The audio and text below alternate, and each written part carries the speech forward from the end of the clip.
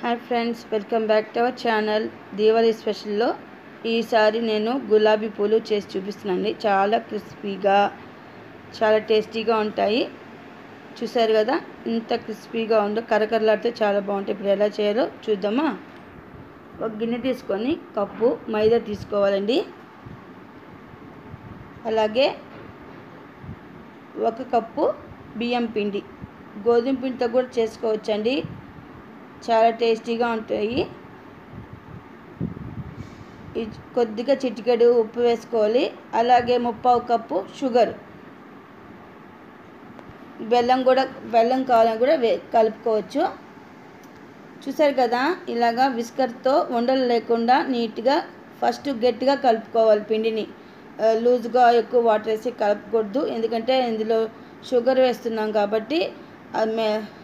Water ఎక్కువ వేస్తే చాలా వాటరీగా లూజ్గా అయిపోతుంది. కాబట్టి కొద్దిగా వాటర్ వేసుకొని ఇలా గట్టిగా పిండిని కలుపుకోవాలి.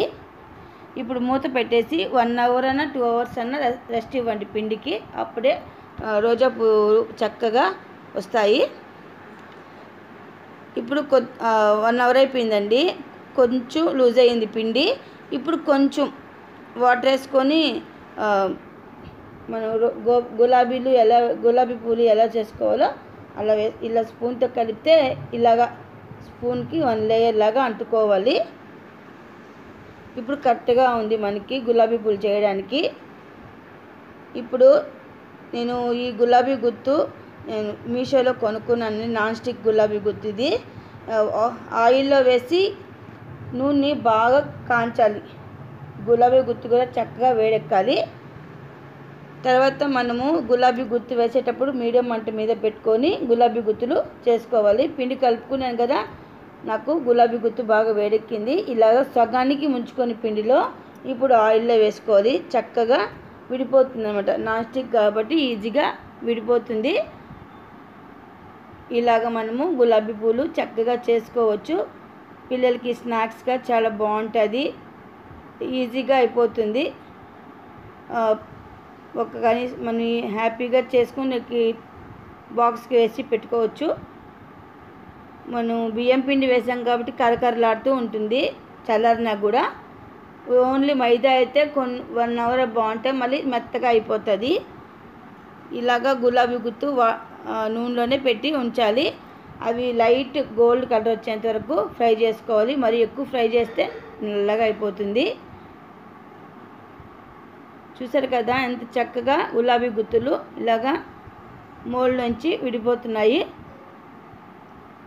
చూడండి ఫ్రెండ్స్, ఇలాంటి దీవాళీ స్పెషల్స్ కానీ సంక్రాంతి స్పెషల్స్ కానీ చాలా వీడియోస్ మన ఛానల్లో ఉన్నాయి. ఒకసారి చెక్ చేయండి. మా వీడియోస్ మీకు నచ్చితేనే సబ్స్క్రైబ్ చేసుకోండి, లైక్ ఇచ్చి ఎంకరేజ్ చేయండి. చూసారు కదా, ఈ గులాబీ పూలు ఎంత చక్కగా ఉన్నాయో.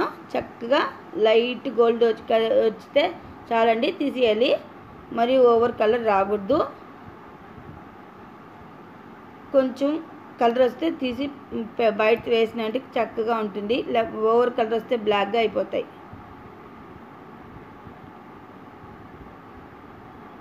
గోధుమ పిండితో కూడా మనం ఈ గులాబీ పూలు చేసుకోవచ్చు. సేమ్ గోధుమ పిండి బియ్యం పిండి కలిపి చేసుకోవచ్చు. బెల్లంతో కూడా వేసి చేసుకోవచ్చు. చూసారు కదా, ఫైనల్గా ఈ విధంగా మనకి గులాబీ పూలు ఫ్రై అయిపోతుంది. ఇదే అన్ని గులాబీ పూలు నేను వేసుకున్నాక మీకు మొత్తము డిస్ప్లే చేసి చూపిస్తాను. చూసారు కదా, చాలా టేస్టీగా ఈజీగా చేసుకోవచ్చు. పిల్లలు చాలా చక్కగా తింటారు. లైట్ స్వీట్తో క్రంచీగా కరకరలాడుతూ చాలా బాగా వస్తాయి. ఈ విధంగా అన్ని గులాబీ పూలు మనము డీప్ ఫ్రై చేసుకోవాలి. చాలా టేస్టీగా ఉంటుంది. ఈ దీవాళీ స్పెషల్కి నేను ఇలాగా చేశాను. మీకు నచ్చితే మీరు కూడా ట్రై చేసి ఎలా వచ్చిందో మా కామెంట్ రూపంలో చెప్పండి. చూసారు కదా, చక్కగా గులాబీలన్నీ రెడీ అయిపోయినాయి.